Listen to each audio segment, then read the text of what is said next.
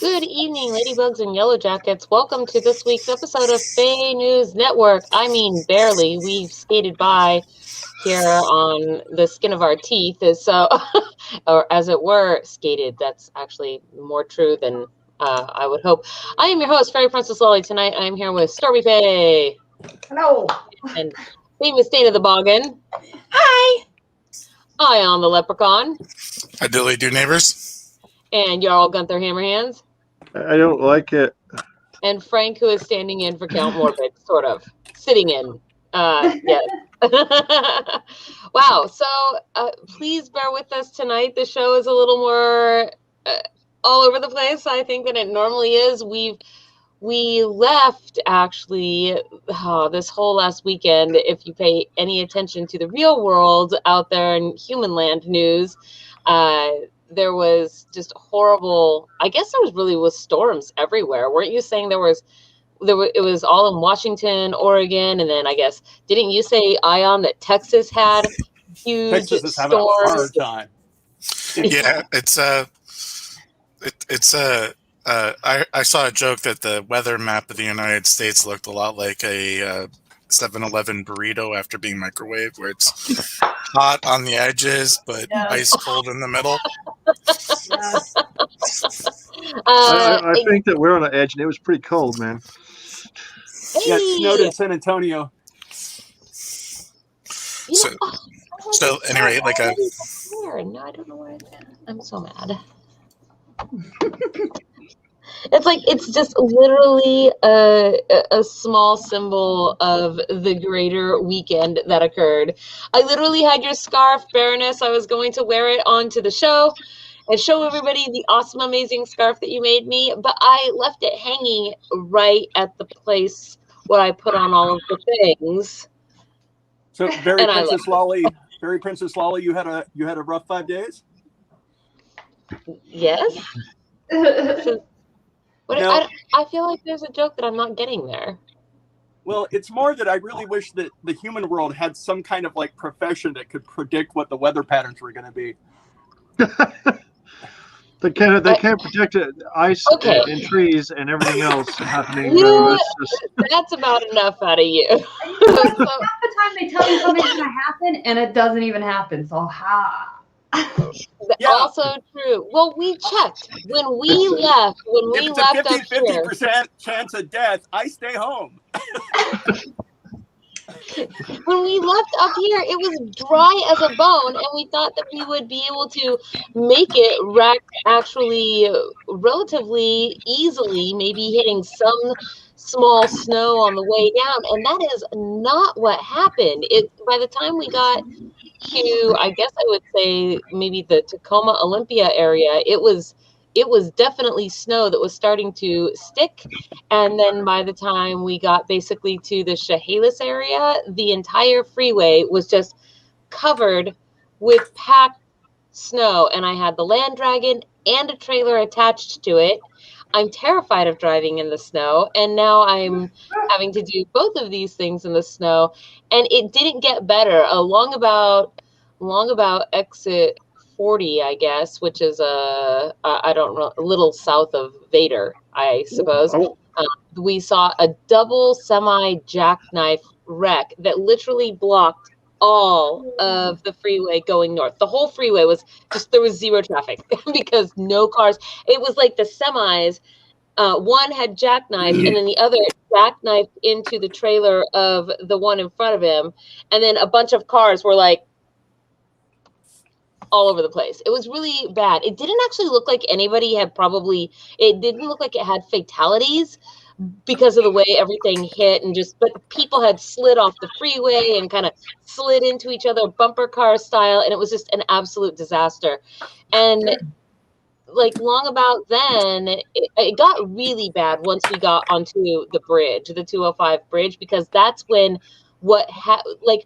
we got onto the bridge and it was pretty bad. The snow had started turning to being covered with a layer of ice on top of it, because it was no longer snowing. It was now ice freezing rain, and we had to crank the heat all the way up just to keep it from freezing onto the windshield, which is what it was doing. It was just like forming a layer of ice on the windshield. So we had to it was so hot, which is a weird thing to say when it's freezing cold outside. But I know that Sir Bumble counted at least 28 cars and trucks in like maybe a 2 mile or less distance that had just been stuck because they maybe got going too slow, and then their car just sort of and then got stuck and they couldn't get out. And so here I am just driving like it's a video game, you know. It's like I'd be driving and it's like, oh, that car up there isn't moving, and then I had to like switch lanes, and then I would be in a lane and then it'd be like, oh, that one up there isn't moving, I have to switch back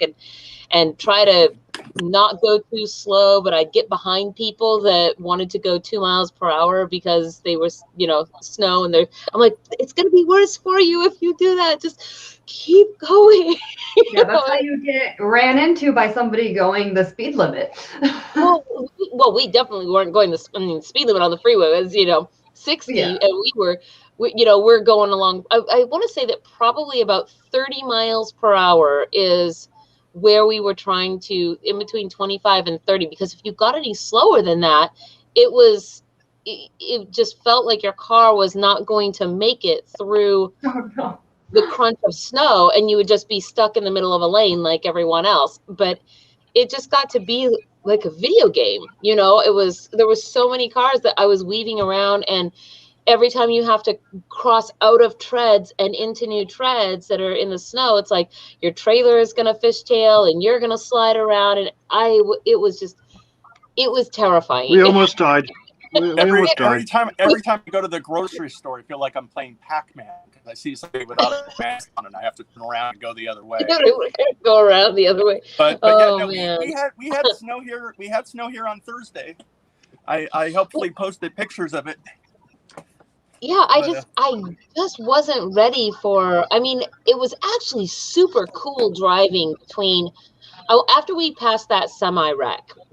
The freeway, the type of snow, there was not really any ice, and the type of snow that was on the freeway just packed down perfect and smooth. It looked like Mario Kart or something. It wasn't bumpy snow, and it didn't have treads in it. It was just perfect and smooth, and it was just cruising along, nice and easy, you know, hanging in there. And then we basically Gunther was pretending he was in the Millennium Falcon. Gunther was pretending he was in the Millennium Falcon. It was really pretty, actually, and probably the best part of the drive. And then it all went downhill because by the time we got to the Baroness's house, so it was probably, 1 a.m. or something, 2 a.m. I don't remember exactly. No, maybe later than that even a little. We were traveling 35 miles an hour. Yeah. So everything, we got there, and by the time we got to our house, anyone who's ever driven in snow knows about the. Yeah, there was already no power, and we parked up the road, like a couple houses away from her, and we get out. And I closed the door, and then we hear this just huge cracking sound because she lives in this beautiful neighborhood with all these old growth, like super tall, 60, 70-foot trees and whatnot. And we hear this huge cracking sound.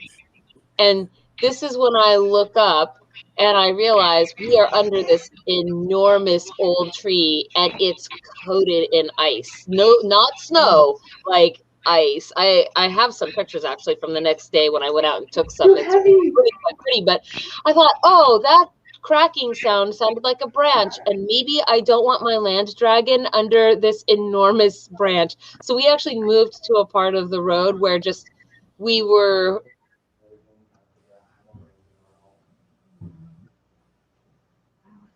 What just happened?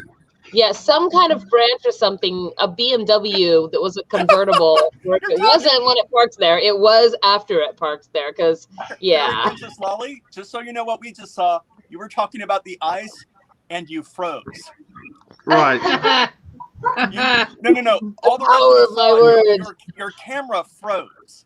And the ice was really cold.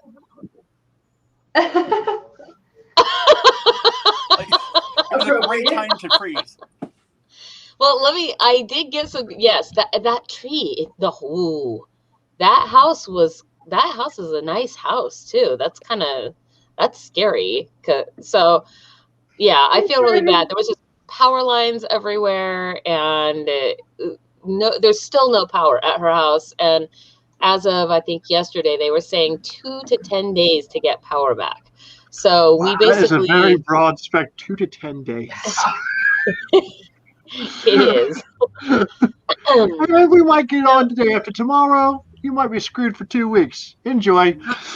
I visited the Baroness's house on Friday before you guys left, and they were sledding down the nearby road that was a hill that was an ice skating rink, and they were having a ton of fun, and we stood there and watched them go down bunches of times, almost running into each other. It was great. And I mean, better to run into people with sweat, though. I parked right in front of her house, in front of the water dispenser for fires, and I thought nobody's going to need that thing right now. And I got to show off my new land dragon, and I stood there for. Yes, I got a new land dragon. And I haven't named it yet because I'm not exactly sure what it's going to be like. But because it's teal, like a light blue teal color, that I'm thinking of an Atlantean name or maybe a mermaid name of some sort. I just haven't. It hasn't hit me yet. We'll figure it out. Yeah. So well, weirdly enough, because I was almost wondering if there was something cooking or food related to name it after. Like, well, I've already said no to starfish. Ew. Yeah. No. Right? It doesn't fit. We'll figure it out. Certainly not a starfish. Mm-hmm. You could name it Razzleberry, which is the flavor of slushy that's the blue slushy. How about Snozberry? Snozberry? Snozberries. We don't like snozberries. Yeah, so this picture here was literally, this is like, this car space is probably right in front of her house where I think maybe Bumble was parked. Oh, and then this is her neighbor, or maybe, so these were the power lines that basically were just right down, trees just all in the road. And it looks like snow because it's white in these pictures, but this is all ice. These are that's not snow. Not snow. And it just destroyed these trees and her neighborhood, and it was crazy. I'm just kind of sharing I saw the pictures and I was like, I was just there. Yeah. But no, I knew the weatherman personally, and I knew that I couldn't stay. It just wasn't going to work for me. That one I just did. Let's see here. Well, Avi. Yeah, so it was pretty crazy. We only were able, I probably wouldn't have been able to at least leave our house for another day, because finally, I mean, just all the hotels booked up everywhere, and there was just no place to go because so many people were suddenly, unhomed. And this is the hotel where Fairyblossom will be at, and we ended up staying there. I probably wouldn't have even been able to get out if the neighbors hadn't moved their vehicle just a little so that I could back my trailer up, because really my problem was I couldn't turn my trailer around in that tiny little space with all the ice and the power lines and the trees and the way the cars were parked and frozen into their parking spots. It was just really crazy. I can't believe that was like, I can't believe I arrived in one piece, to be perfectly honest. Yeah, no, it's. I was going to say driving with a trailer was my idea of nope. I say it again. We almost died. Just I to be honest, was really hoping you would change your mind. Yeah, it wasn't happening. It just wasn't up like it was up here at all until we started getting down there, and then it was like, oh, what is even happening? And this is not good, and and it just went all downhill. It just never got better, right? Like the driving only ever got worse. Yeah, no, it was I saw it coming. This was her neighbor's yard. The whole tree just done. Gone. Over. Yep.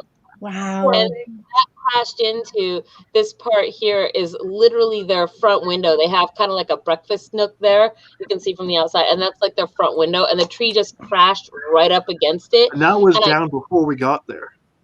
Yeah, that was before we arrived. Wow. So, that happened in They between. didn't want to see me leave, huh? So it was super crazy. This is what happened at the back of her house, and we think that it basically maybe just got her balcony, but didn't actually do damage to the house very much, which is very, very grateful for that. But this is the back of her house, and you can see this enormous tree pile here. You can actually see the branches are still frozen. Like, you can see kind of in the background too. You can see that the trees here. This isn't even the tops of these trees. So this came down from above what's out here, just broke off and crashed, and it kind of was like breaking off and then getting stuck in its own branches. And then it would break some more, maybe as things thawed or as more ice, like it was just going until it finally made its way crashing down. And so that was, it was not fluffy snow. It was really terrible, like terrible, destructive ice. It's not winter is coming. Like winter came. It was a clearinghouse. So that was. I bought my land dragon in the Steve Roses. So I bought it there, not too far from her house, and I was like, I'm gonna stop in and say hello. And then Gunther is like, we haven't left yet. It's like, oh. Whose picture is this with all the snow on the grill? Is that yours, Dana? On the grill? Probably not mine. No, it's Cameron's. Oh, because where I live, no snow, but a ton of ice and wind knocking things over, and half of my town is still without power too. Yeah. Okay. So I have. Did he just disappear? Who? Morbid. He did. Oh. Well, it says device not connected. Let's see. Oh no. She loves living in a forest, but man, in September they were on fire, and now they're frozen. So, oh, poor things. Yeah. And I like Mother Nature does seem kind of pissed, like just a little, right? Not happy. So, there's my sissy. Look at that kitty. Oh, meow meow. Look at her. She's so pretty. We finally got her into the vet because she was scratching, and I think they gave her maybe something that's sort of like a cortisone or whatever. And finally, all of her little scratches went away. So now she is happy kitty again. The fur where she sort of licked it away is growing back, and I feel much better. Like, yay. I was feeling like a very bad cat mom for a minute. So, Baby. What am I trying to do? I don't know. Dana's new land dragon. That's what I'm trying to do. Yay! It looks cute. I like watching Gunther get hit in the face with the tail. Every time. Every time.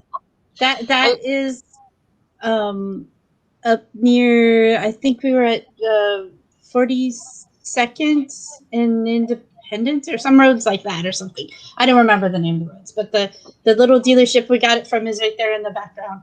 And it's not quite teal, but it's not quite, sea foam, but it's different. That looks similar to mine. Mine's kind of, I can't figure out what color it is either. It's not green or teal. It's almost a sea foam, but kind of not. It's very cold. Morbid is, he's down there. Hi, Morbid. Welcome back. Yeah, I don't know what that looked like. My phone got like an emergency alert, and apparently it booted me out. Oh, interesting. Was it an Amber Alert? Because mine got one too. Yeah. Wait, doesn't that mean, isn't an Amber Alert for a childling or something? Yes. Yeah, it's they update you on what kind of car they were taken in so that you can keep an eye out if you see So Is it actually just for children, or is it for any person that's gone missing? So, like, if you had an elderly person with dementia or something. I don't know. I think it's only children and elderly people. It was named after a kid named Amber. That's why it's called Amber Alert. Yep, that is correct. Really? Yes. Yeah. Oh, I didn't know that. I It's a get sad weather story. alerts, but not Oh, the. so because they're alerts for the weather. You're gonna die. The weather is crazy. Well, so Wait, I there's totally. alerts that warn you of bad weather? What? Yeah, I mean, I guess I didn't know that those existed because I basically chose the worst night. I mean, we were supposed to go down and we were gonna cash in. I had the trailer because it was filled with cans for, the Fairyblossom festivals for doing the FAE Recycle program, right? So we had all the cans. We were gonna do a walkthrough. Actually, Sir Bumble got us to the hotel the next day on Saturday because he had chains. He actually got stuck on the way down. He was only maybe 7 miles apart from us on the road. And he had brought salt with him. He brought shovels with him. He had all of these things. And so when he got stuck at one point, he had to shovel himself out. And apparently we passed him in that time. And then he was a couple of miles behind us for the rest of the way. And so the next day, though, he had chains that he put onto his SUV and managed to drive us up to the hotel, which was pretty great because at least we got to do that, see it, walk through. We had no idea that in like 2 more days we were going to end up there again and be staying there. So that was all kinds of crazy. But the good news is we have officially solidified. I signed the paperwork actually today before we left for the conference room for Fairyblossom, and we, the rooms are there waiting to be reserved. And I actually suggest that folks reserve their rooms if they're planning to come as soon as possible because we don't have a room block, so it's first come first serve, and they have a 24-hour cancellation policy, so you can reserve it. There's no charges to any cards or anything like that, and if you find that you need to cancel it, you can then cancel it. So we're hoping that we can. I'm going to be putting a map of the hotel up here soon that I've got onto the website so that we can kind of hopefully get ourselves grouped into an area together by just reserving rooms and asking for certain room numbers and, getting the right types of rooms. That way we can all sort of be with each other since we can't exactly camp next to each other because, well, we're not outside. So, but ultimately I think it'll be great. And I met with the hotel staff and we walked around. We discovered that we can in fact use the tennis court where we can lower the net and then we can do whatever we want in the tennis court. So if we want to have a boffer battle in the tennis court, we can do that. To do dodgeball. Yeah, I've actually been thinking, I think it was Bumble Gunther who suggested that we do the assassin game. Yeah. Yeah, I really like that idea. So the way the assassin game works is and I'm probably butchering how to explain it because I've never actually played it, but basically it's everybody that's playing has to wear something like a name tag or whatever to show that they're playing. But then everybody in the game gets one person that they are supposed to assassinate. And it happens as you guys move around and do your thing. And when you kill your right person, like you assassinate your right person, then you get to take their card and whoever their person is. And then that's your next thing. And whoever basically is the last person standing, wins. And I was like, oh, that sounds like a really fun game that you can play in a hotel without being loud and noisy or disturbing guests. So that sounded super fun actually. And I think that we so you know what assassin is. I did a murder mystery. It wasn't the same thing. It was a full-on role play, like from when we arrived till the end, and I was the murderer, and nobody figured it out. I got away scot-free with killing a bunch of people. It was you totally would though. I've played Assassin a few times. I have never played Assassin, but now I super want to do this. Like, I think that sounds like a pretty cool game. So, I even I don't think I've ever had that many aren't friends. quite the same thing, but anything where there is a possible suspect, people just assume it's me. I think at Fairyblossom, I'm pretty sure everybody just came up and said, "Where's the gold, Morbid?" I remember that. Like, they thought that you. Well, maybe that's why they didn't think I was the murderer, because I seemed so sweet and bubbly. Yeah. Wait, are you saying I look more suspicious than Stormy? Yes. Yes, that's what we're saying. I don't see it. I actually had What was the little kid's name that thought that you were the one that took all of the gold? I don't know, but I don't remember exactly, but he turned me in, and it was hilarious. I think I have pictures of him dragging you.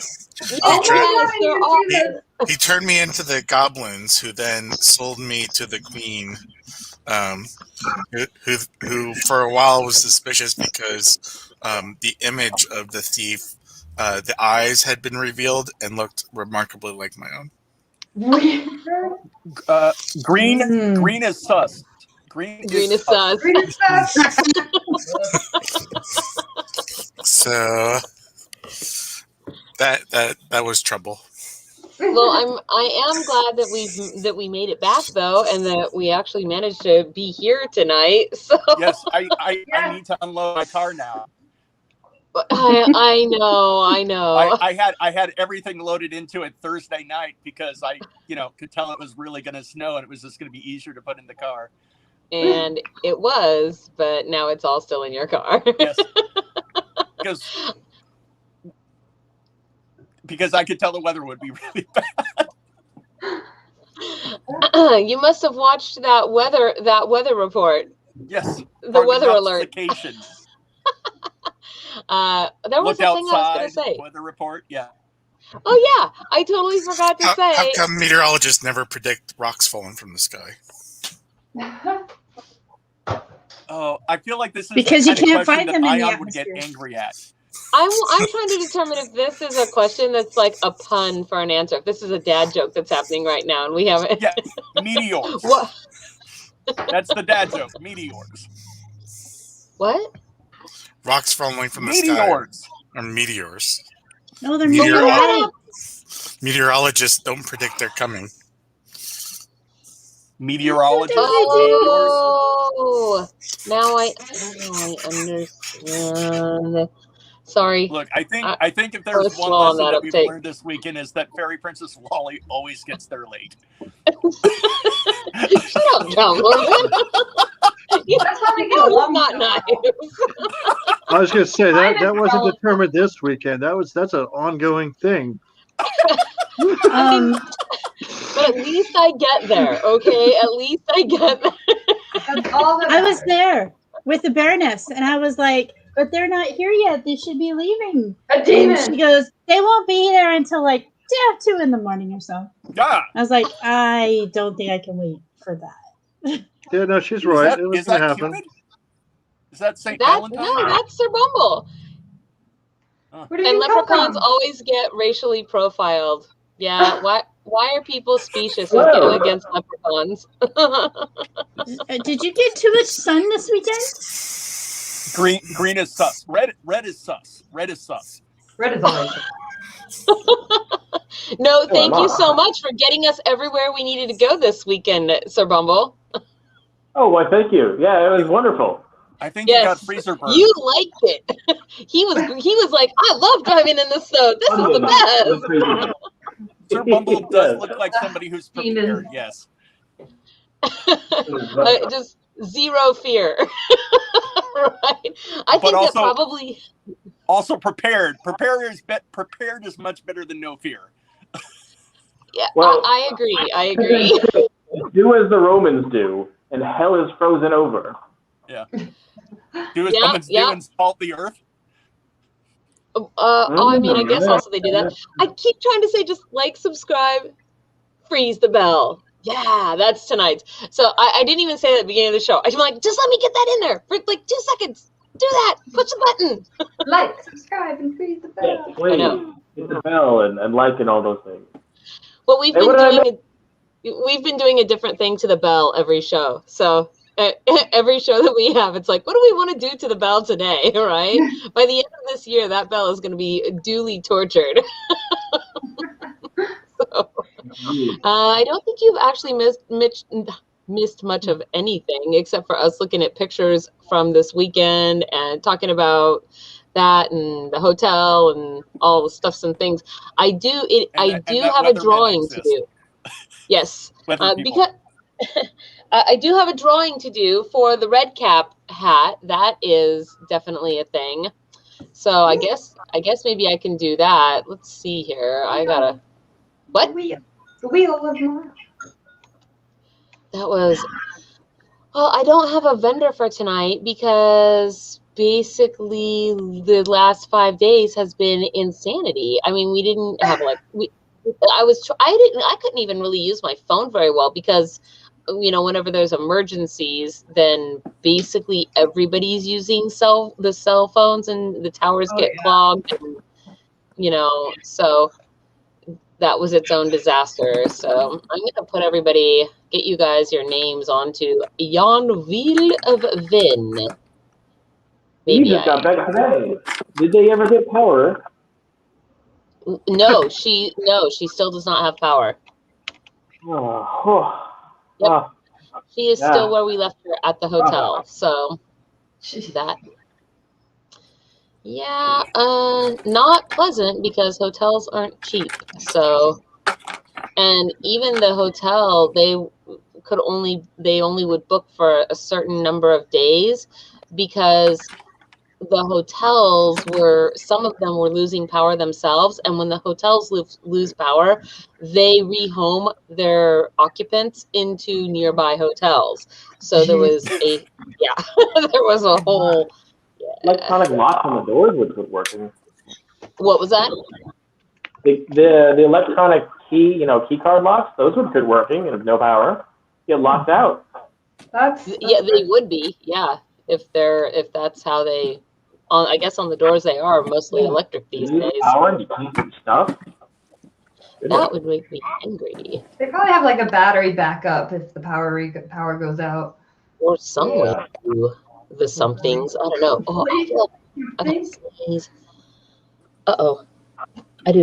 I have a sneeze. They would all still be able to open from the inside. Ooh, excuse me. I'm sorry. They're made to open mechanically from the inside so that you don't get locked in. So you don't get locked in during a fire. Wait, but that's from the inside. We're talking about how would you get inside without your key, if the power was out. Well, that's an entirely different question, but I'm that's saying that's what we were talking about. I know how we would get inside. We have swords and axes and hammers. And lockpicks. But everybody else. Oops. Was I not supposed to say that? And a grappling hook. We could go in through the windows. Down the side of the building. Yeah, they probably will not appreciate that much. I think they'd be heartily amused by it. No, they would not like that. Okay, here we go. So these are all of the names from last week, and our magic word was red cap.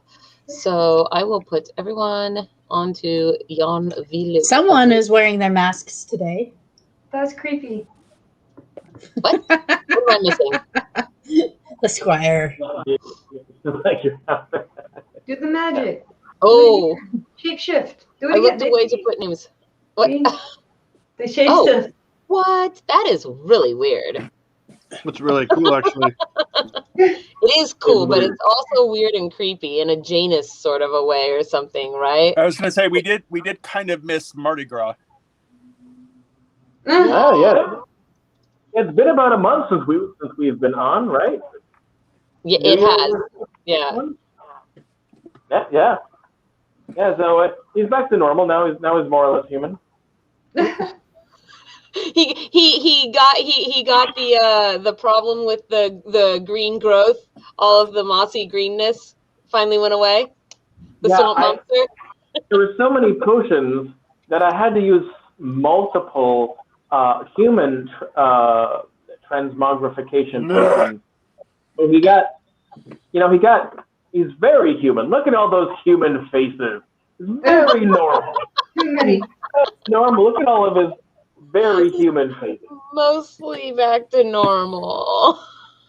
Okay, here it is. Let's see. This is for the red knitted hat from Porcelain Round, and I shall now spin.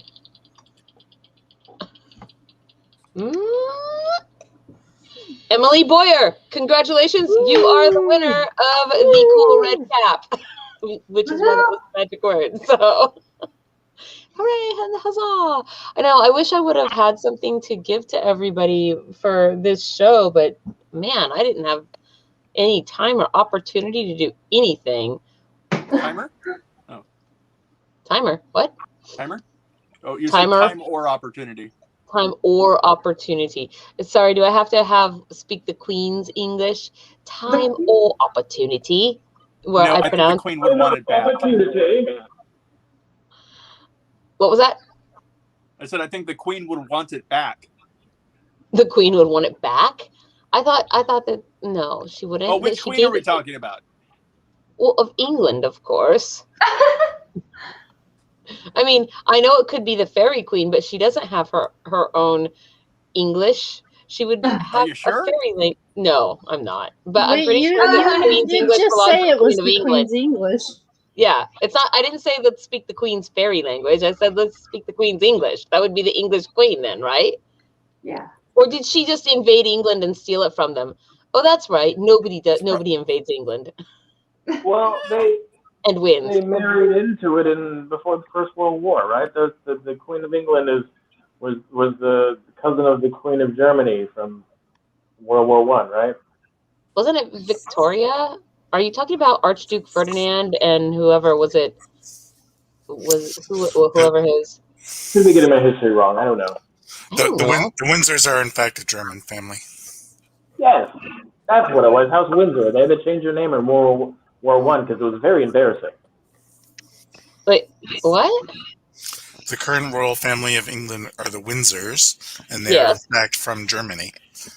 But what do you mean they changed their name? We know that that's them. That's Look that up. What was the name? When you marry into English royalty, your name is no longer your name. It is whatever name they give you as part of your royal family. All right, so they changed the name in 1917 from Holberg and Gotha to Windsor because they were a branch of German royalty, and the English were our royalty is fighting themselves, and it was embarrassing. So, and they were worried about getting dethroned. Well, that's fascinating. Yeah, it's hard to be named Habsburg and say we have to fight the Germans. Yeah. They were worried that they weren't English enough, so that people might overthrow them, and so they changed their name to Castle Windsor, which was several hundred-year-old castle, very English. You know, you can't rebel against House Windsor, but House Saxe, Coburg, and Gotha of England. It's kind of embarrassing. You thought the Queen was a lizard person. That's what I said. That's just funny. I just.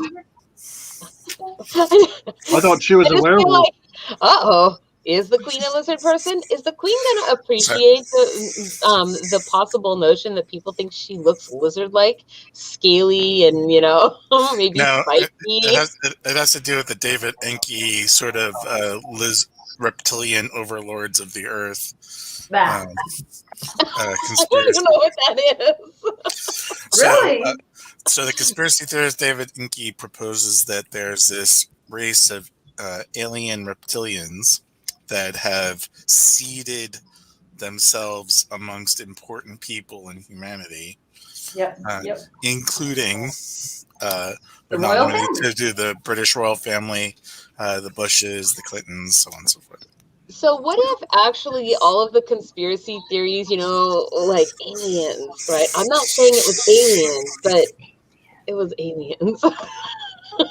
So what if all the conspiracy theories that are out there are not actually conspiracies? What if they are actually caused by all of these supernatural entities that live on the planet? It's actually their history, but as perceived from the human perspective without the context of all of the supernatural creatures. I like that. Given that a lot of the conspiracies are about supernatural creatures that... Right, exactly. So it's, if you watch conspiracy theories, you're actually learning the history of all the hidden species on the planet. Yeah. We do not advocate believing in conspiracy theories. Okay. There's so many, but conspiracy You theories. are a conspiracy theory. It's very funny to learn about. yeah, we already determined you are a conspiracy theorist. We have a slight problem with people believing conspiracy theories. So But there's yeah. been a lot of them You- true. You so. get visited by the letter companies if you believe in conspiracy theories. So I let me feel ask like you my this. art looks... Are you trying to say then that the fact that humans believe so easily in conspiracy theories is actually the fault of all of the magical creatures living on the planet, because for so long we have trained humans to to kind of be thought of as listen to this and be thought of as crazy, that actually it's our fault that now they're starting to believe it? Yeah.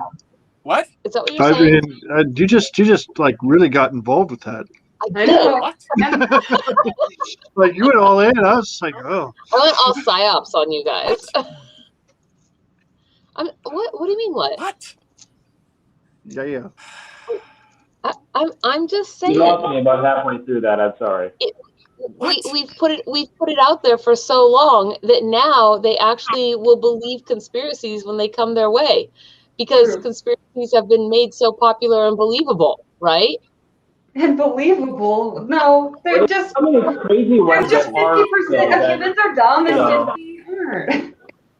I mean, I actually No. also almost saw Face Ion's palm. head explode once Face when palm. somebody. That's how we hide our identity, right? We just tell people that fairies and other such things aren't fairies and vampires and they're not real, right? Next I don't just tell them that. people are doing TV interviews. I don't know anybody who would do that. I'm just saying. Yeah, do TV interviews with people that are not aware of what a LARP is and think that it's reality.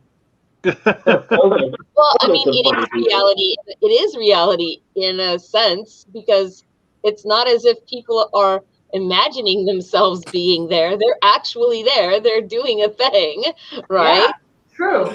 I mean, Real. Alternative facts. IRL. you know what? I think that's a valid hashtag.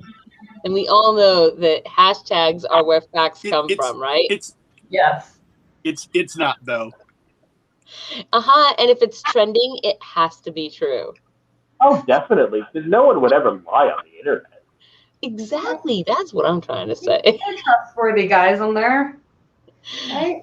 There's what, 2 of them? Is that what you said? 2 trustworthy people on the internet. Accurate too. Well, if there's only 2 trustworthy people on the internet, does that mean it's none of us? That is actually correct. No, it's definitely me. You can trust me. I'm a devil. I am definitely correct all the time. Or at least that's what you're going to tell us. I'm looking you in the eyes, and I'm telling you that I'm correct. Whatever I say. Right? I'm now looking at article titles, because it's come to that time where I want to pick something out for us to have a title, an article fight over. So, like, what are our 2 articles? Their battle. And so I just read the first title and I'm like, wait, what? And there goes my camera. I hate Sesame Street really mostly, so I didn't even know that the first article was even a thing. So, which was why Big Bird looks different in different countries. Well, I didn't know Big Bird looked different because I don't like to watch Sesame Street as it is. I never did, and I therefore never even looked outside of this country either. Like, if I didn't like it here, I probably wouldn't like it elsewhere either. Who knows? So you guys talk amongst yourselves. Go ahead, go. Yeah, Stormy's camera just did a FaceTime. Yep, it closed. Oh, it fell over on its face. He's gone. I heard his nose. Yeah. It fell down. Plot twist, it's a Windows mandatory update.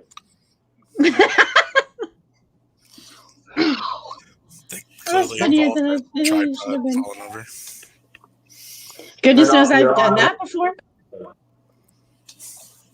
Didn't we do the knife-wielding squirrel already? I want this one to die. I'm tired of seeing that on my feed. Okay. Oh, look at that. Knife-wielding. No, I don't think we did. Count Morbid has replaced the timer, although he's using it early because that's not this time yet. We haven't decided what we're going to decide upon. But it is useful. He's got a timer pulled up, though. Ooh, this one looks fascinating. Fancy magic mirror timer. So, were your pipes frozen, Sir Bumble, when you got home? Did your pipes make it through? That sounds like a very personal I was question. worried about that. I was very worried about it. I didn't drip my pipes before I left, and then I thought I was going to be in the 30s, and I got down to the 20s. I was very worried, but nope, everything was fine. Nothing was frozen. We didn't even lose power up here. Oh, yeah. You didn't lose power either, right, Ion? Nope. Or have any problems with water. We just had a foot or so of snow. A foot is a lot, and it's all. You wouldn't even have known that it snowed over the weekend because today it's just gone. It rained a bit the other day, so it made the snow go away. Somebody took magic mirror pictures of the freeway up where you guys are and said it's so far it had been the worst snowfall in like 52 years in the nearby city of you guys's, and I didn't even get to enjoy it. I know. I was like, oh my goodness, of all weekends to do that, it happens to be the weekend where you guys get frozen in the City of Roses. Oops. Okay, I did look at this one and it was dumb. I think that we did get to enjoy it. I think road tripping in the snow is better than sledding or snowmen or anything. It was. I mean, we had an excuse to drive for hours for no reason other than to get to a place. I mean, would you spend that much time on the road otherwise? No, you wouldn't. But we got to have fun. I like looking at all the stuff. I like not anticipating death every 30 seconds. That's me. There's the dead guy. I'm only. We were perfectly safe. I was very well provisioned with all the things.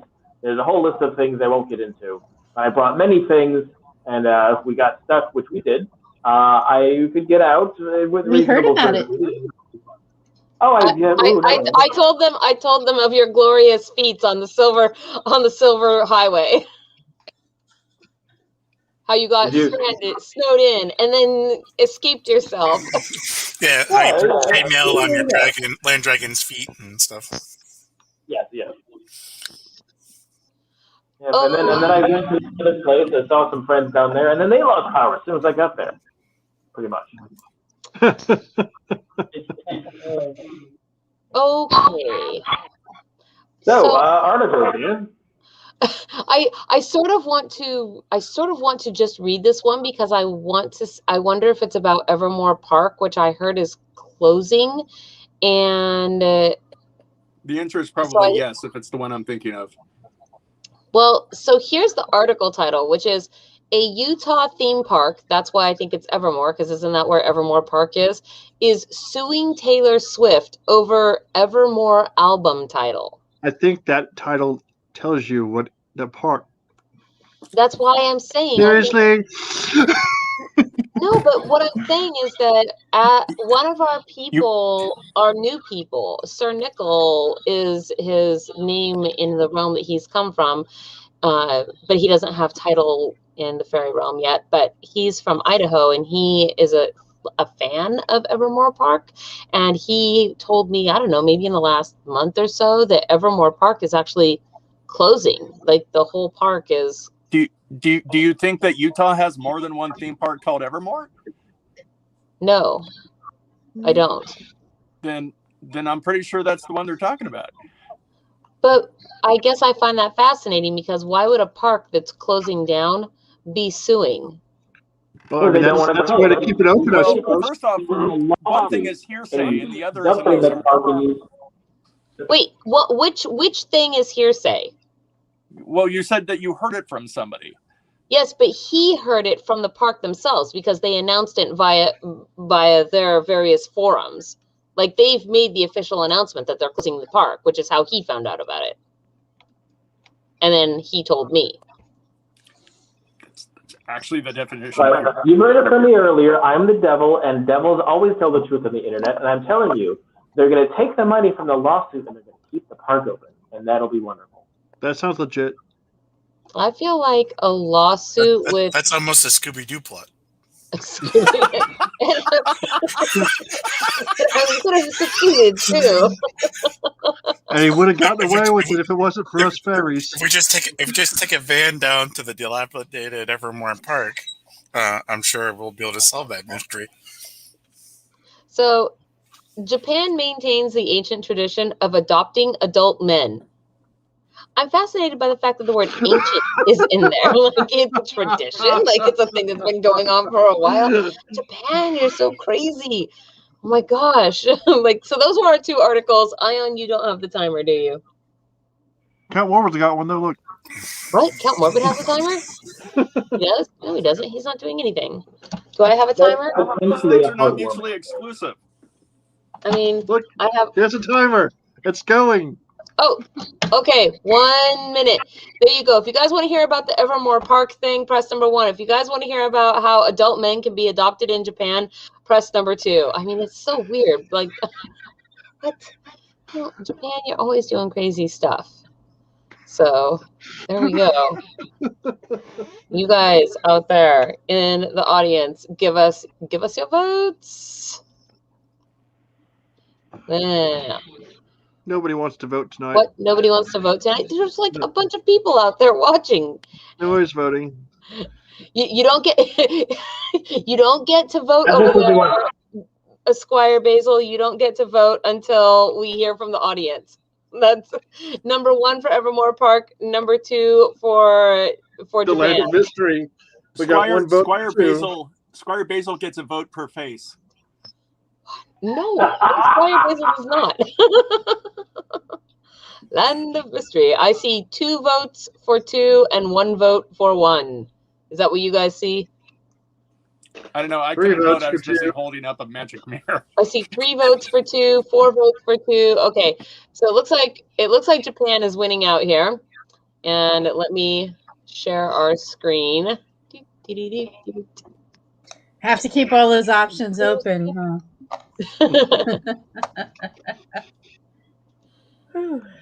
Japan maintains the ancient tradition of adopting adult men. What? Okay.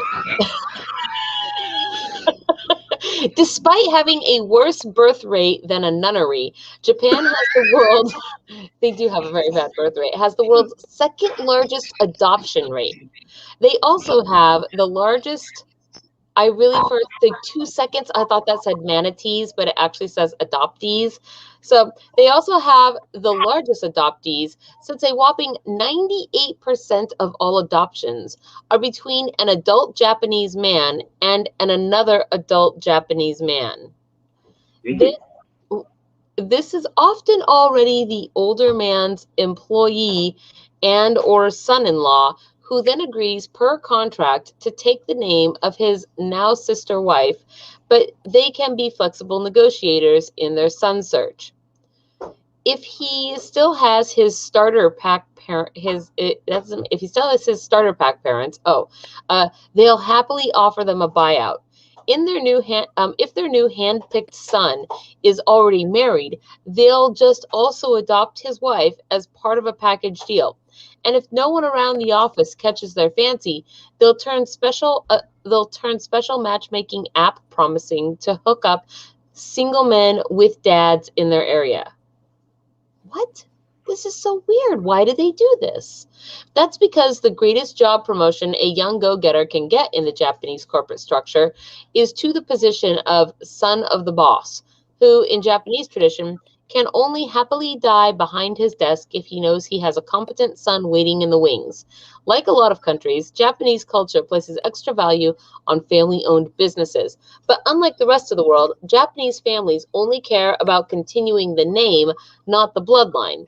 Even major companies like Mitsubishi, Toyota, and Canon have been handed over to former CEOs' proverbial red-headed children.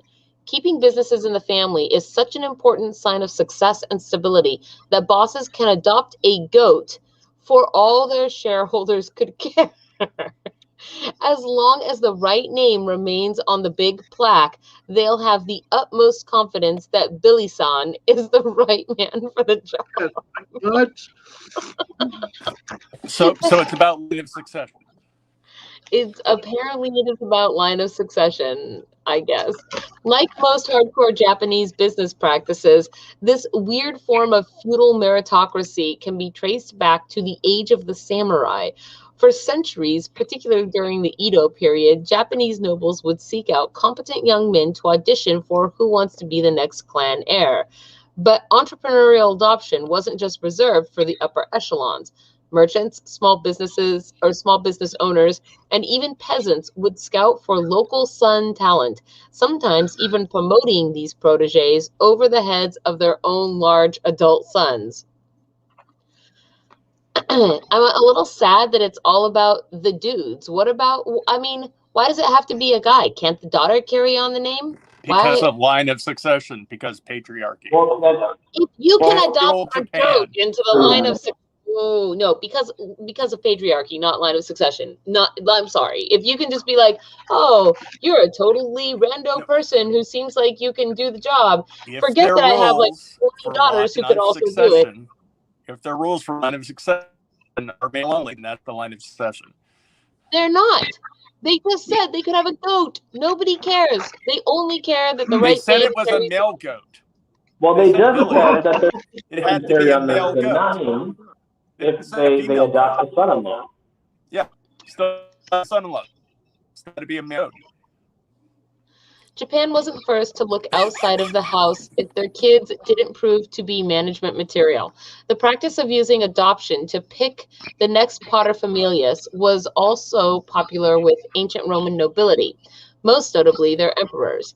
The first proper emperor, Augustus, was only a distant but very clever relative of Julius Caesar until he was adopted in the dead dictator's will to continue his hostile takeover of Rome. In fact, work-related adoption might have been the greatest thing that ever happened to the Roman Empire, since a majority of what are considered the least insane, least likely to bang their sister or appoint a horse for the Senate, good emperors, reached the top from ever so slightly below the top on their own merit. But the European practice of adult adoption was wiped out by the new feudal nobility during the Middle Ages, not because they wanted to create more competitive marketplace for baby orphans. How could the church get free labor if not by people dropping them off on their doorsteps? Dang, harsh. On the contrary, these very Christian rulers banned adoption altogether, believing that no one deserves to be part of a good family unless they slid into that privilege on a wave of nepotism and discarded placenta. After all, if God had to make do with his slacker hippie of a biological son taking over the family business, why should anyone else get to pick and choose? That's terrible. Holy smokes. Okay. I am just still tripped out, though, that you can do that. Huge manatees. What are you? Oh, is that it, like a virtual timer on your magic mirror? Are you talking because you were on mute? What? Who? Yes, it's a virtual hourglass on my magic mirror. I could pick the color of sand even. Yeah, pick pink. Oh no. I don't like it. Nope, I love it. Okay, here we go. So that's interesting. Now we know all about how it's at least not actually as weird as I thought it was going to be, right? I thought it was going to be a little more weird. Sort of like the hugging thing where you can pay people to just lay there and hug you. Let's see. I assure you, in the year 2020, 2021 does not seem odd to me. Okay, that's fair. That's fair. This one sounds kind of cool. Let's see. Let's find this one versus. Oh man, we have a bunch of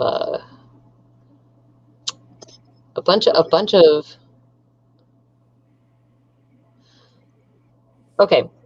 Original Stonehenge discovered, echoing the legend of the wizard Merlin, versus vodka is no longer Russia's favorite drink. It's moonshine. Okay. Yes. So if you want to hear about the original Stonehenge, press number 1. And if you want to hear about how moonshine has replaced vodka in Russia, I guess just vodka was not not harsh enough for the Russians. They were like, what could possibly be more jet fuel than vodka? Bad vodka. Yes. So 1 for Stonehenge, 2 for moonshine versus vodka. Are we going? Is the timer going? Ooh, look at that. That's pretty cool. Personally, I always love hearing about megalithic anything, from Göbekli Tepe to any of the Great Pyramids. So this I would vote for 1 if I had a vote. Well, we'll find out if there's a tie. So apparently, there's this there's this feature of the land called a henge, and Stonehenge isn't actually a henge. It's a henge is a specific thing. Yeah, so, and they thought it was, but as it turns out, it's not, and therefore it's now misnamed. Well, first off, the Stonehenge in the Columbia Gorge at Mary Hill Museum is far superior because it's newer. Well, yeah, it's in perfect condition practically. Yeah. I have been to both of the henges, the Stonehenge and the Mary Hill Stonehenge. I actually have a picture of the 2 of them back to back somewhere. Let's see. I want to hear 1. I order you to vote 1. I order you to vote 1. We have 1, 2, 3, 4 votes for number 1, which is the Stonehenge. 1 vote for number 2 right now. So, yeah, I'm kind of with the Stonehenge one too. I sort of want to read about that, so I'm glad it's winning. Yay! I think the Russia one is going to be a sad story. It's going to be COVID has ruined the economy, and no one can afford vodka, so they're making moonshine. That's what I predict. Oh. But Stonehenge, megalithic architecture from 10,000 years ago or whatever, that's always interesting. It could also be sad. Time's up. How do you turn Stonehenge into something sad? So we definitely have number 1 here. So number 1 is our clear winner. And let me get the screen pulled up. So is it only vodka if the moonshine comes from the vodka region of Russia? Is that what it Oh.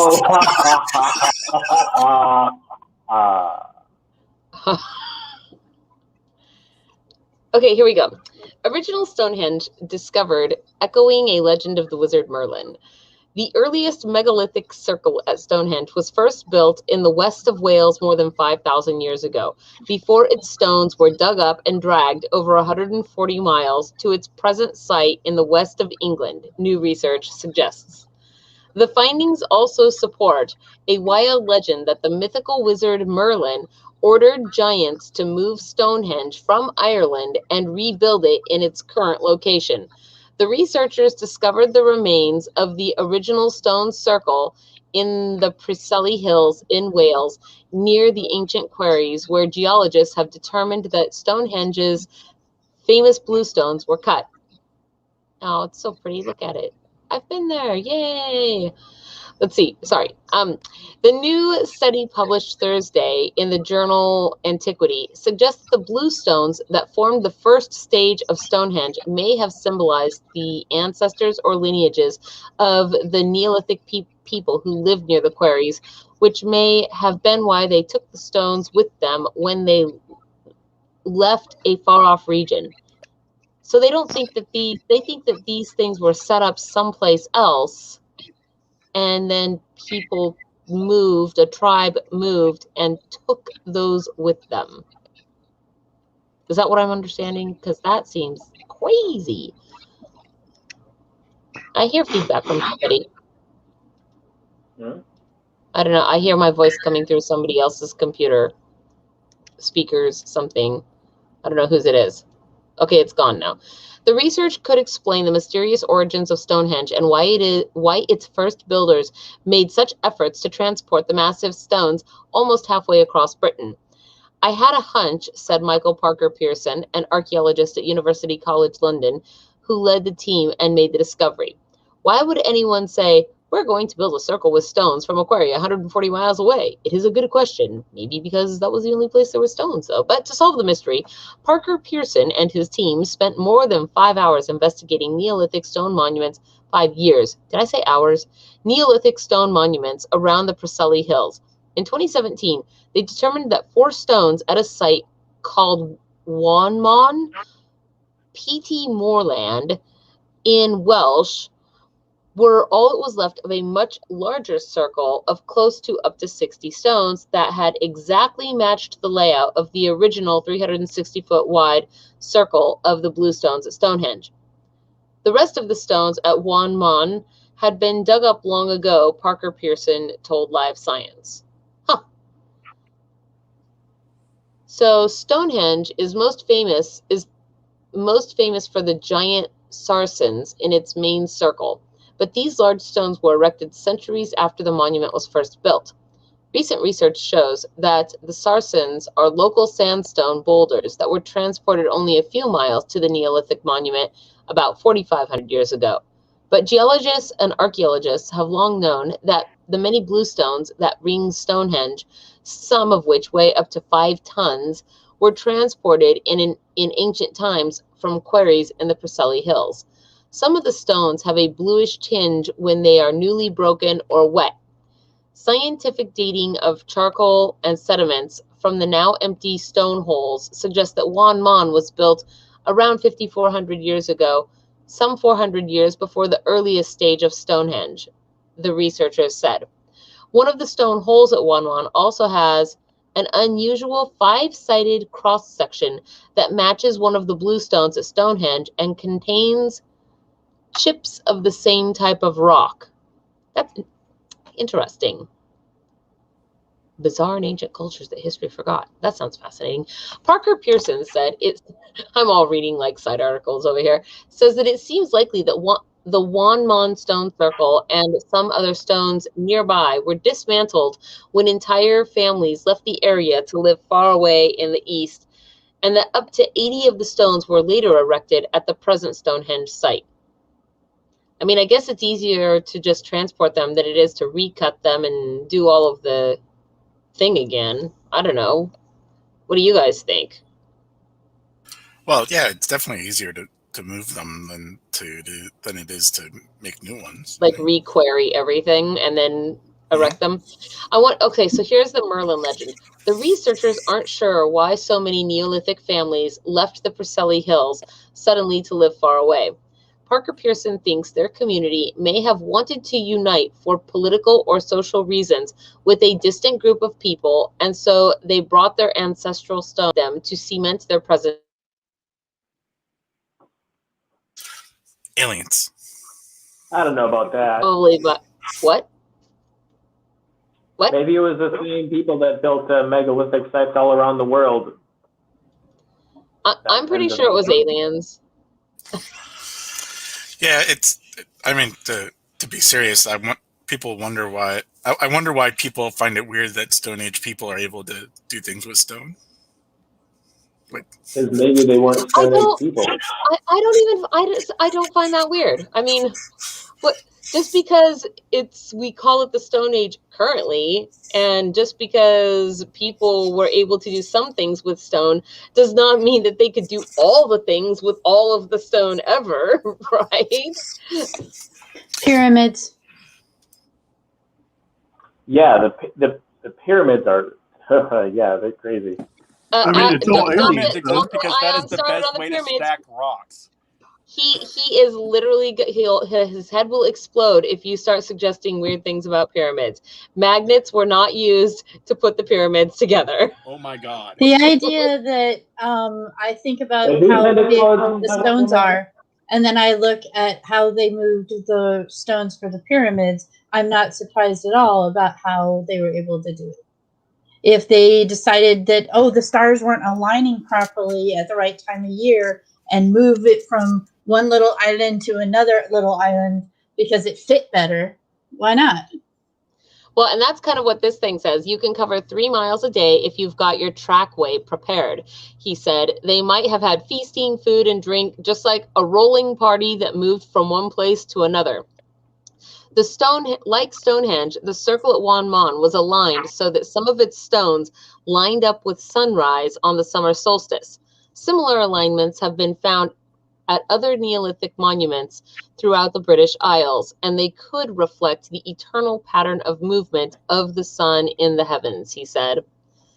The idea that Stonehenge was first... What? You're talking about precession of equinoxes there? Well, I mean, I guess they're just talking about the wheel of the year, so the equinoxes are a part of that. So, well, yeah, if the axis of the planet has been changing slightly, then it would have been different at a certain time period than other time periods. You know. Can we take a 5-minute break and I just do a quick unit on explaining that for people? Because I can explain that for y'all and everybody because it's really interesting. Sorry, what are you explaining, Sir Bumble? 5 whole minutes? Really? So, well, maybe not. So there are a lot of megalithic sites or Neolithic sites all around the world that appear to align with certain constellations on the equinox, and various astrologically literate ancient humans thought it was really important to make certain stone architectures align with certain stars on equinoxes. That was just a meme that you see across cultures all around the world, and we don't really know why exactly it is. But so there are 12 constellations in the sky, and the sun moves through them throughout the year. And so if you imagine this bowl here is the Earth orbit, right, around the sun, and the sun is in the center, right? So when we're here, we're looking, you look through where the sun is on the other side. This over here would be one of the constellations. That's the constellation the sun is in. And so throughout the year, things move around. I'm going to move to a wider. I just made you big. Oh, there you go. Great. And then now I'm even in big. Okay, so here we are. Can we get like a...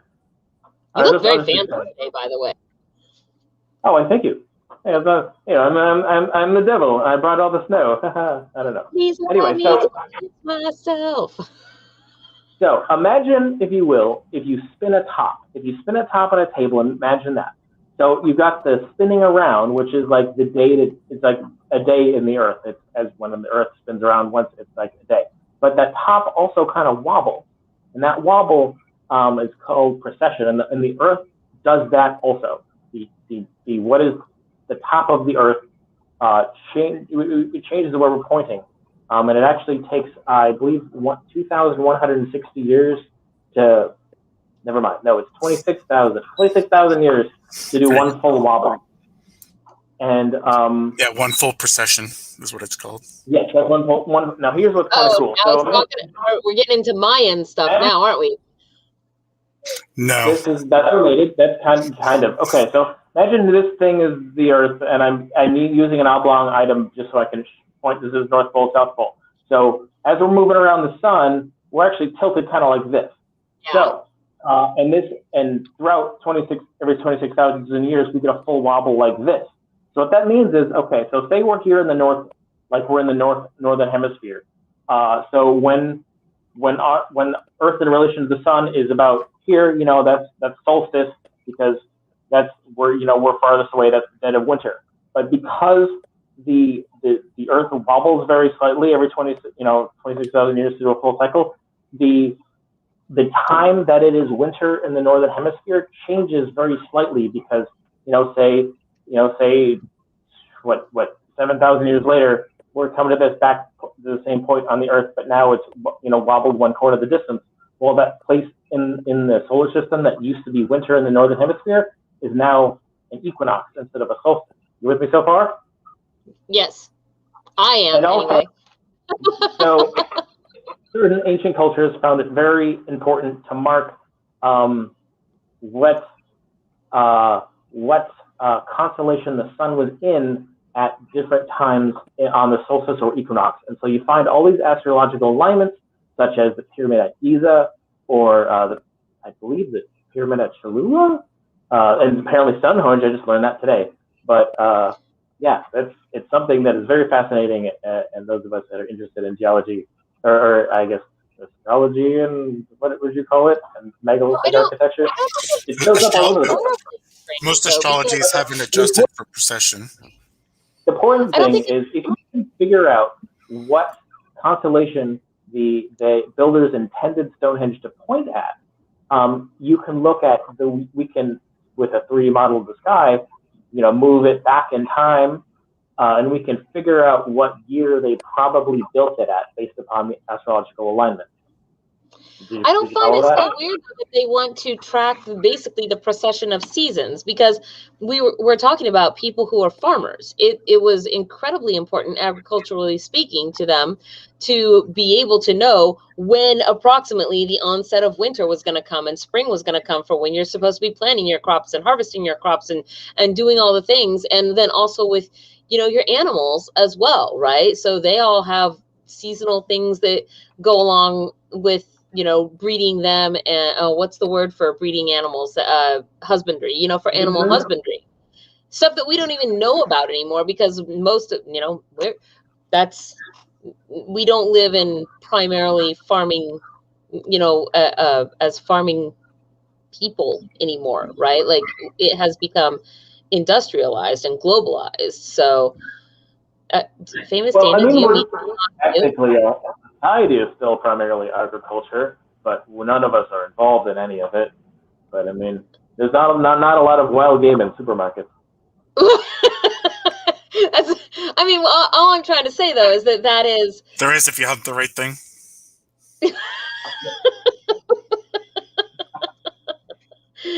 Yeah, there's something like 20% of people are involved in agriculture these days. But I guess that I don't find it that weird that they would make that this type of thing would be all over. It's on on buildings and in architecture and wherever, because that's literally how the I guess I want to say educated, but also noble / educated, whatever. That's how that class of people that were that tracked those things for whole communities did that, right? So I don't understand why people find it so mysterious. Actually, it seems to make sense to me. It's also extremely important for navigation, whether it's coastline navigation or sea navigation. Yeah. So I don't know. I feel like I think that maybe people just like the idea of ancient mystery. I know I like to read and listen to things about ancient mysteries, right? But I also like for them to be solved, I guess, as well. I don't like things to just be these indefinite mysteries that we'll just never know the answer to. I find that sort of aggravating. Like, I eventually want to get to the end of the mystery novel, right, and figure out what happened. So I'm gonna go back to reading about the actual legend. The idea that Stonehenge was first built from a circle of stones transported from great distance sounds strikingly similar to the medieval legend that Stonehenge was built at the command of Merlin. I actually had never heard that. The legendary wizard who aided the equally legendary King Arthur. According to the legend, the stone circle was originally located in Africa, and giants relocated it to Ireland to serve as a magical center for healing. Later, the legend goes, Merlin had giants transport the stones to the current site at Salisbury Plain and reassemble them there as a monument to Britons killed while fighting the invading Saxons. Well, that seems like a weird thing to do. I mean, we're going to use this as a center for magical healing, but now it's a monument to dead soldiers? What? Like, what? How do you make that transition? I guess. So, Parker... although that's funny because if you think about that and then you think about the Maryhill Stonehenge in Washington, that is a monument to soldiers, if I recall correctly. That's because when they made, that's what they believe Stonehenge was when they made the monument in Maryhill. At the time that they made it, they believed that Stonehenge was a memorial for fallen soldiers, which is why they replicated it in Maryhill.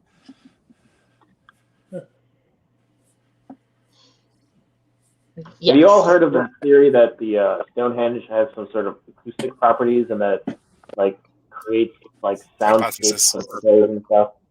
That it creates what? There was some I read about this a while ago.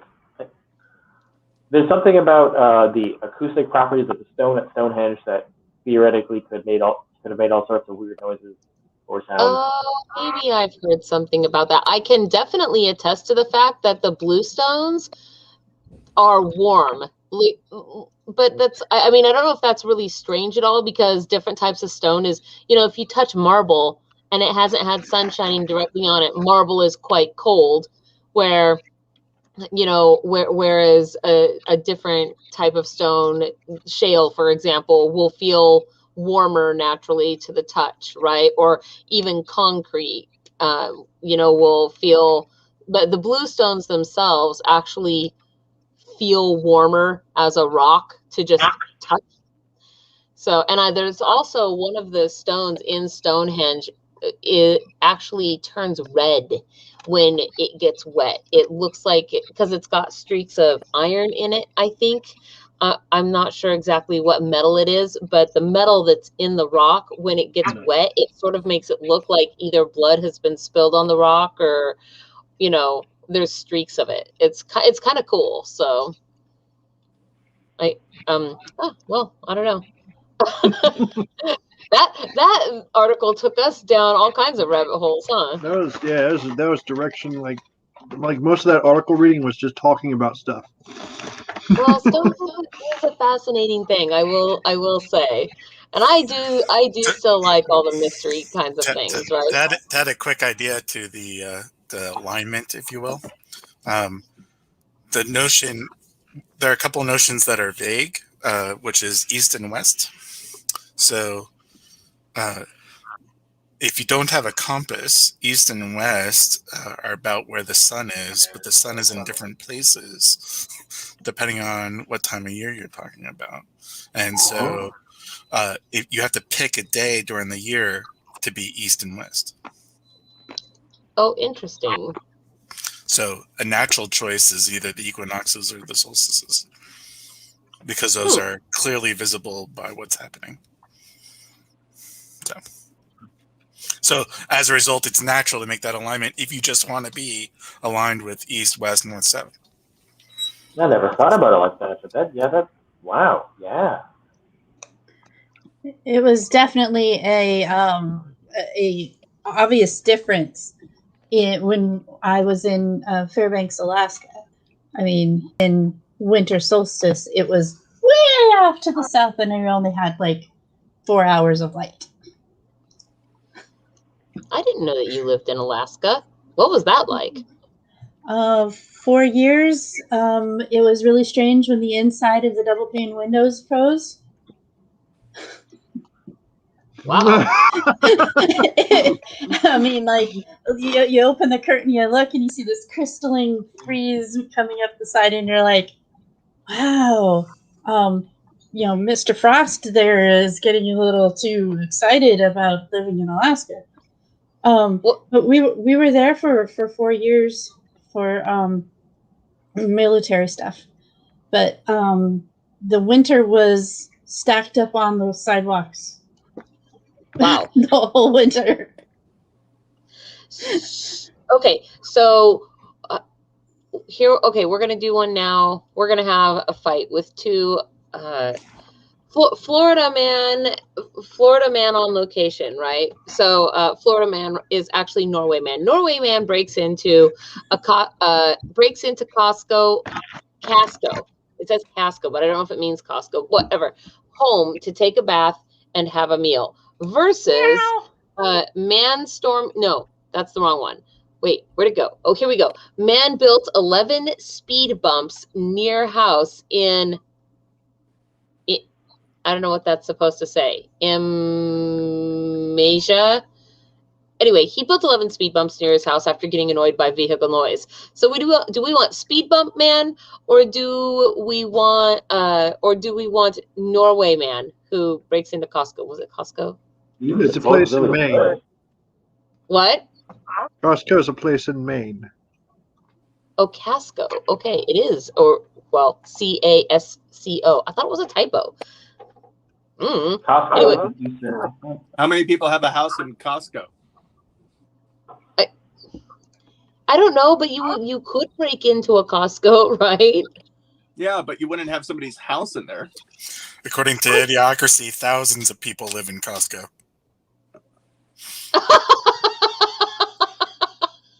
Yeah, I know a guy that got a law degree there. And that's where you go to college as well, yeah. That's where you go to college, is at Costco. I got my degree from Costco. Okay, so yes, it was one for did I say one for Costco man or two for Costco man? I can't even remember. One for Speed Bump Man and two for Costco man. That's right. One for Speed Bump Man and two for Costco man. Get your votes in, ladies and gentlemen. Ladybugs and yellow jackets, foxgloves and snapdragons. I think I would just want to. I would want to destroy somebody's 11 speed bumps if I tried to go down a road and there was 11 speed bumps that I had to drive over. That would make me very angry. You get mad after 4. I do. Is 13 better or worse? It has to do with the spacing out of the speed bumps, right? When you see this picture, I mean, maybe, I don't know. So we have so far 3 votes for number 1 and 1 vote for number 2. So three votes for Speed Bump Man and 1 vote for Casco Man. Yes, I too have a cat. They apparently missed us quite a lot when we were gone. So now it is. I am in a pet deficit. Like giving the pettings deficit. The thing is that I'm always in a deficit because my animals are cats, and basically cats believe that you should be petting them at all times. So any second you stop, it immediately racks up your deficit of cat pets. Yeah, why you're not petting your cat on the live stream? You have at least 1 free hand. Right now, I am petting a cat right now. See, here he is. Time's up. Oh.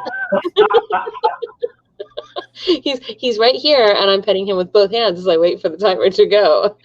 And he's soaking it up. Okay, what do we have our votes for here? We have 3 votes for 1 and 1 vote for 2. And so number 1 was Speed Bump Dude. Oh, Speed Bump Dude, you make me so angry. It's very speed bumpy. Okay, I think that, let's see.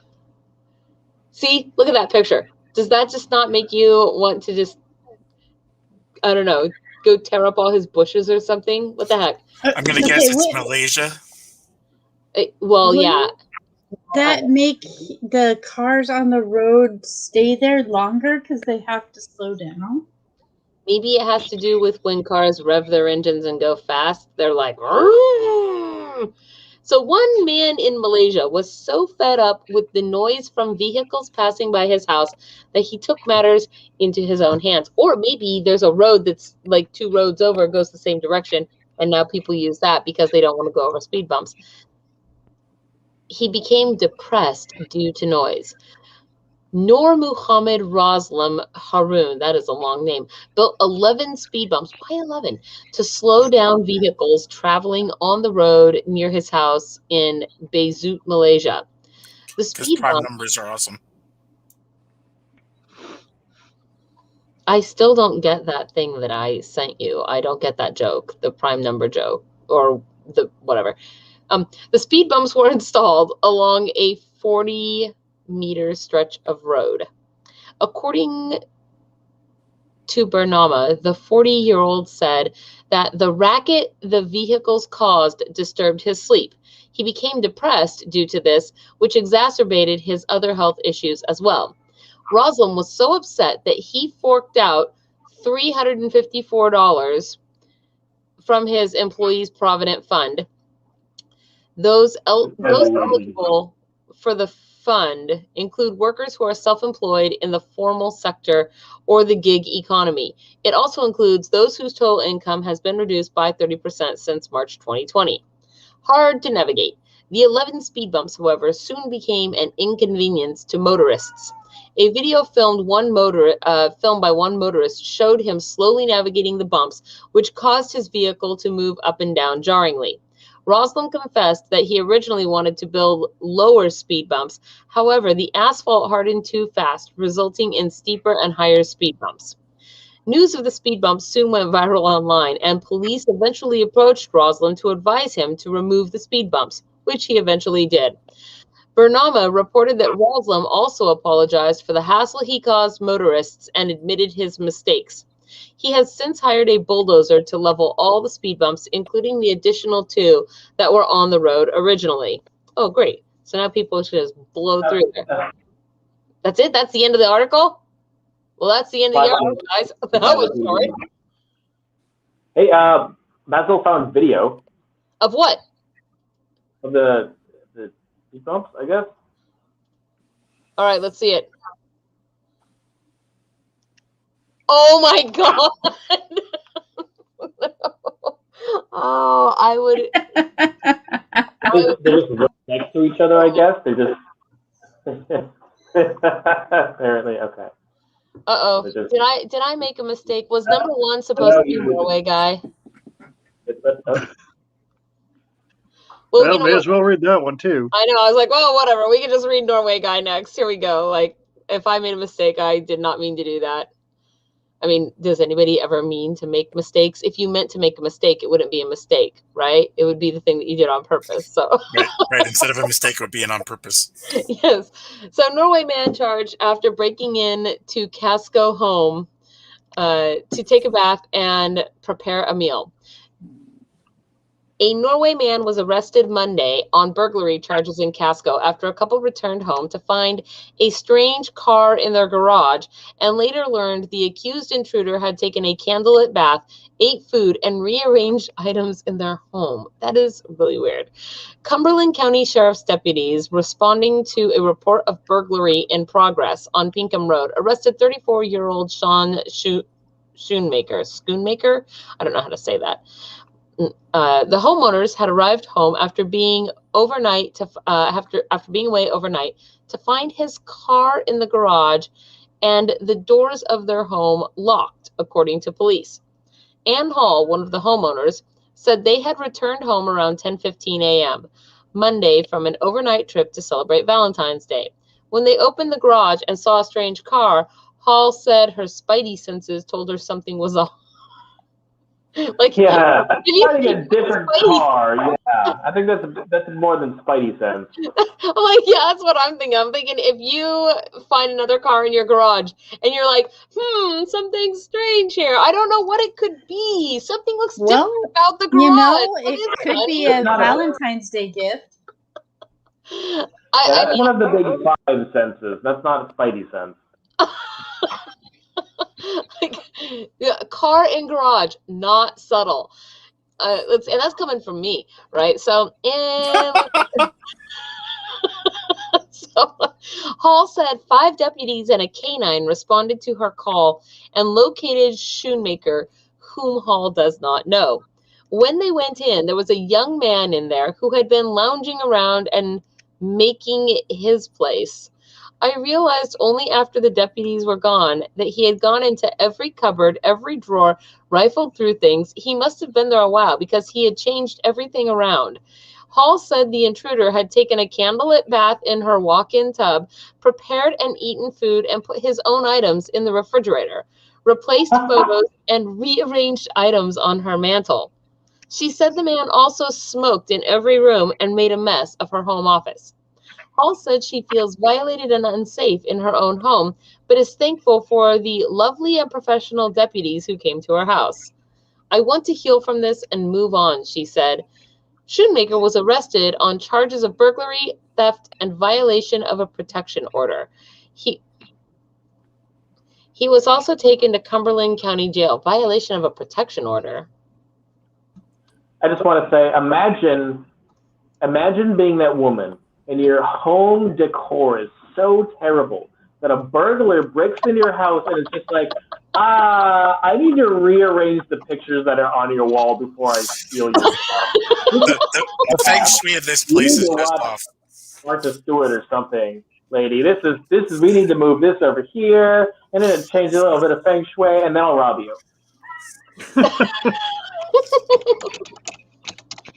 Oops, I forgot a word there. Let's see. Overview of protection orders.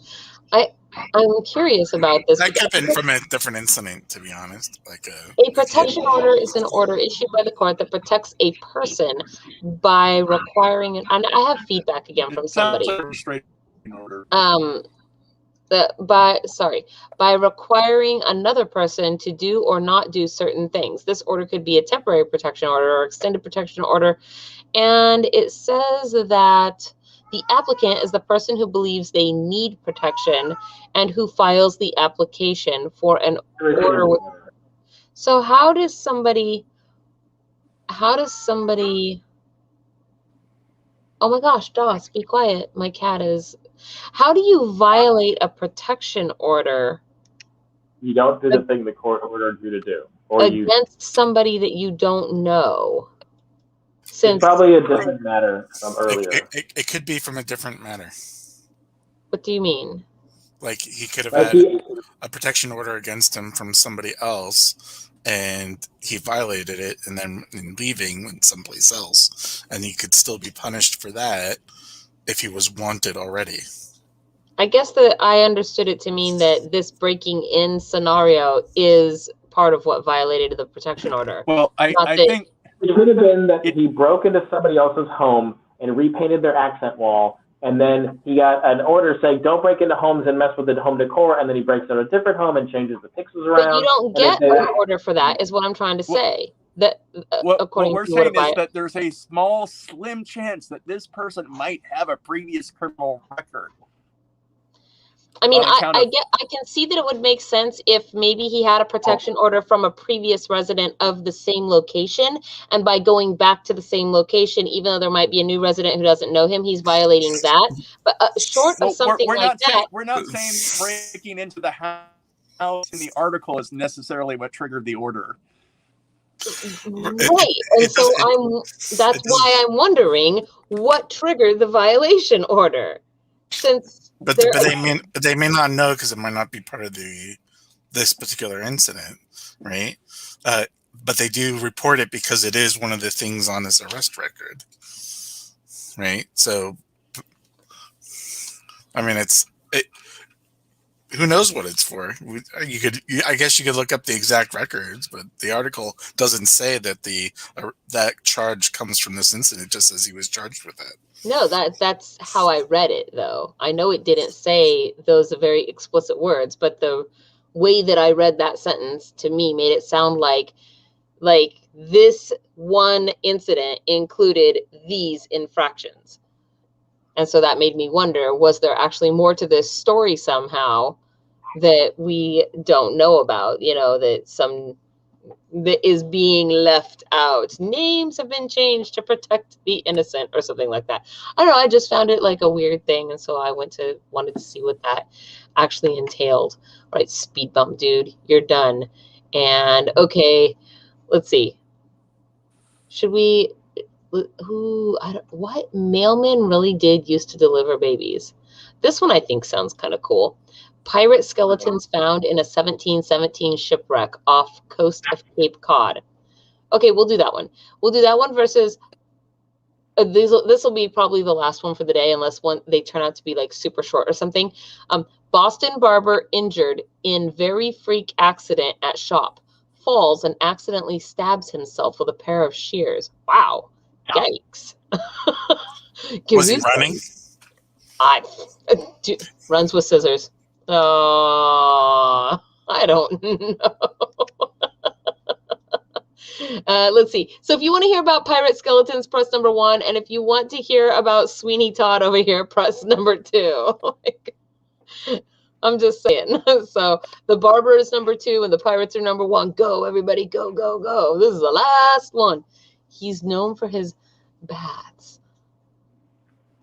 That's really weird. Like what compels a person to do that? I mean, there was not even a mention of drugs in that last article, right? What was this guy's excuse? He wanted to be inside? But all the other stuff. They do it in Norway. You know, he comes from a place where everyone keeps their door unlocked. I mean, it could be frozen out there with trees falling down, you know, and it did say. Oh, sorry. It did say that the people, when they arrived home to find their door locked. Like, so I guess that's how they knew someone was inside. It's like, are you surprised? I wonder if there's any chance if it's cold in Norway in winter. I don't know. That's a good question. I should look at a weather report. See, it turns out to do that. Yeah. Whether or not it snows in Norway. Maybe that's on the docket. Uh-oh. Do we have a tie? Oh, no. We have 3 votes for number 1 and 2 votes for number 2. So number 1 is pirate skeletons and number 2 is Boston barber. So is the timer run out? It has. All right. I see 3 votes for 1. Basil's like, yeah. All right. Doing the dance, doing the little dwarf dance from World of Warcraft, right? Sure. Oh, nobody knows what I'm talking about. How do you guys not know what I'm talking about? Okay, pirate skeleton. I played Warcraft 1 and Warcraft 2, and I stopped at the expansion set. I play World of Warcraft all the time. I thought it was just one whole big thing that they just added more worlds to constantly. I mean, I've never played. I mean, kind of sometimes. I don't even know what I'm talking about. I'm like, how do you guys not know what I'm talking about? Personally, I think Warcraft is the Underdark Portal was peak Warcraft, and anything that came afterwards with all the different dimensions, whatever. Orcs and humans and Beyond the Dark Portal, and that's all you needed for it. It's a great storyline. So this is kind of cool. Yarmouth, Massachusetts, right? So this is cool because it's already Lovecraftian sounding. Oh, there's a video. Oh, I wonder if I should have shared with sound. It's only 30 seconds long. Let's see here. And go. Okay. Maybe I will share it with sound. Okay, right back. 1 second. Let's do this again. Turn the sound on. Doop-de-doo. Pirate skeletons. I need to learn how to talk like those people on the news who always look perfect. Have you ever noticed that? It's sort of creepy. Okay. Coast of Cape Cod, investigators from Pirate Museum discovering the remains of at least 6 more pirates from the shipwreck. The Widow went down in a nor'easter off Wellfleet back in 1717. You know, I think they should leave her private life out of it.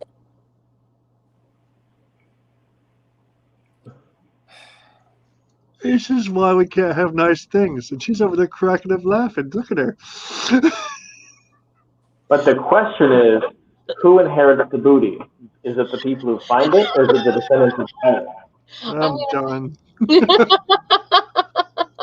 I thought thought was a funny joke, and nobody laughed. How come nobody ever laughs at my puns? Because they're bad. All puns are bad. That's the whole point. Man. I hate puns anyway. I hate puns so much. Oh my god, I hate puns. Oh, Is it truly a private booty if it kind of just like sticks out there and stuff? Badonkadonk. Oh yeah. I'm leaving. With 23andMe and all these websites, can you do a genetic test on the pirate remains? Find out from public DNA tests who the descendants are and give them the treasure. That's the question. So here we go. Well, hold on. If they're pirates, that means the treasure was probably stolen, so it doesn't belong to their descendants anyway. Here's the actual name of the boat, the Wida, but the lady pronounced it the Witta, which sounded like widow to me when she said it, which prompted my joke. But now that I'm looking at the spelling of it, I'm like, is it spelled this way because somebody from the Northeast was trying to spell widow and didn't know how, but that's how they pronounce it with their accent. So when they tried to spell it, that's what it came out with. The Witta. Yeah. You know, I'm surprised to learn that spelling before the age of schools was very haphazard and not standardized, and there's a lot of missing punctuation in medieval and late and Renaissance era writings. I mean, people will spell phonetically all the time. It could be widow. I mean, I thought that's how Welsh was invented, basically. I mean, people spelling weird stuff phonetically. Yeah, things that they say, just spell it all letter for letter, right? Let's see. So the remains were unearthed from the wreck site of the legendary pirate ship, the Witta, which went down off of Wellfleet in 1717, according to the investigative team from the Witta Pirate Museum. They were identified in several large concretions and are currently being examined by renowned underwater explorer Barry Clifford and his team of archaeologists, including son Brandon Clifford, longtime Witta diver and historian Chris McCord, and the New York Times bestselling author Casey Sherman. We hope that modern cutting-edge technology will help us identify these pirates and reunite them with any descendants who could be out there, said Clifford, who discovered the Witta galley, the world's only authenticated pirate wreck in 1984. What is a type of bird? Oh, interesting. So by authenticated pirate wreck, they mean they know for a fact that this was a pirate ship, and other ships that are thought to have been pirate ships may have had like letters of marque or something. Okay. Okay, nobody knows. You guys are all just silent. I don't know. I don't know. That seems like a likely explanation. Let's see. This shipwreck is very sacred ground. We know a third of the crew was of African origin, and the fact that they had robbed the Witta, which was a slave ship, presents them in a whole new light. Their benevolent captain, the legendary Samuel Black Sam Bellamy, I've heard that name, and crew were experimenting in democracy long before the so-called civilized societies had considered such a thing. Sherman obtained Bellamy's DNA through a bloodline descendant in Devonshire, England in 2018 and had the sample tested against the human bone found in the wreck by forensic scientists from the Henry C. Lee College of Criminal Justice and Forensic Sciences at the University. There's almost an entire line in this article just to name the name of this college. Just can't you truncate it a little bit? Let's see. That bone was identified as a human male with general ties to the Eastern Mediterranean, said Sherman. These newly found skeletal remains may finally lead us to Bellamy, as we now have his DNA. The concretion holding the remains of the original Witta pirate is now on display at the Witta Pirate Museum in Cape Cod. Okay, I'm going back up here and pressing play on this. Black Sam Bellamy was the captain. He's known as the most successful pirate in history. The museum hopes to identify the remains using DNA technology. How cool is that to look back in history? 1717. How do these guys come up with that stuff to say? I always wonder. So the most successful pirate in history. How do they determine what is the success of a pirate based on? Math. Amount of money stolen. How much booty they got? He wasn't hanged. How long they got away with it? Oh, and Sir Francis Drake. Well, I guess he wasn't. I'm like, he was a privateer. Yeah, I was like, well, I mean, he kind of was, I guess, sort of, because yeah, I mean, yeah, that his circumstances were questionable. I'm sorry. I think they were questionable. I mean, he basically went out and raided Spanish galleons and just brought all the money back to England. Here you go, Queen. He basically pirated them. I mean, whatever. So it's not like he got that money fair and square or anything, unless you consider, If you have the papers of writ or whatever it's called for privateer, then it is in fact legal. Okay. That's what I mean, means. I know. I'm just saying that just because you have a paper doesn't mean you didn't acquire it under, It was still legal. Violent means. Because you have a paper, does it in fact mean that you're not a criminal, or does it mean the state itself is a criminal? Yeah, possession is 3/4 of the law. It's an official seizure by authorities if it's a privateer. It's 9/10 the law. Possession is 9/10 the law. I'm a pirate. It's 3/4 of the law. These are just guidelines. Yeah. Uh-oh. Famous Dana. she's taking up the life of a pirate. That's because pirates take 3.14% of the, Because pirates. pie is delicious.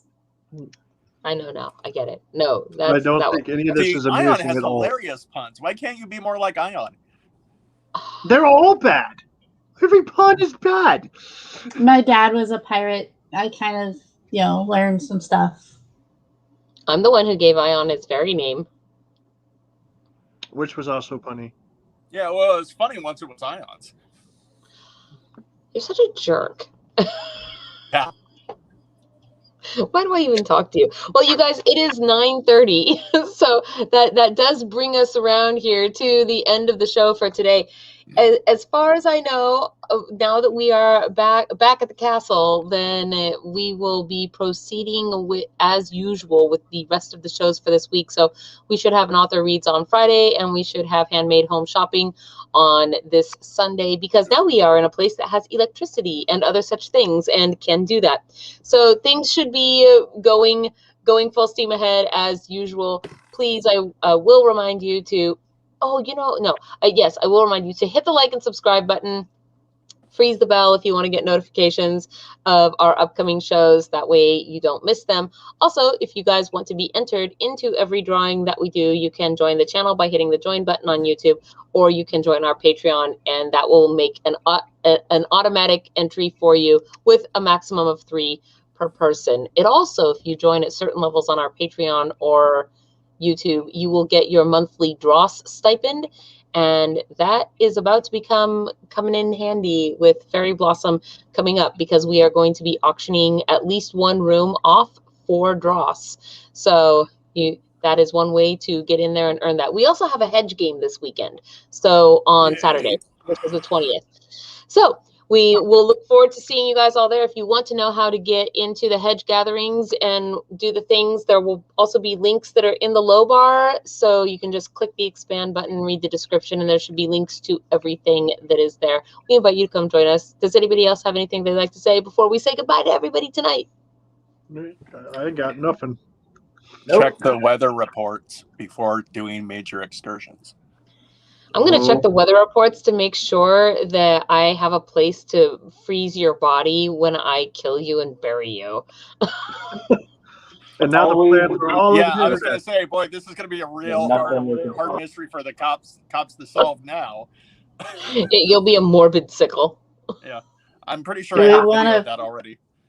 Fight a snowman? Doesn't have to be a snowman. Do you want to stab a slua?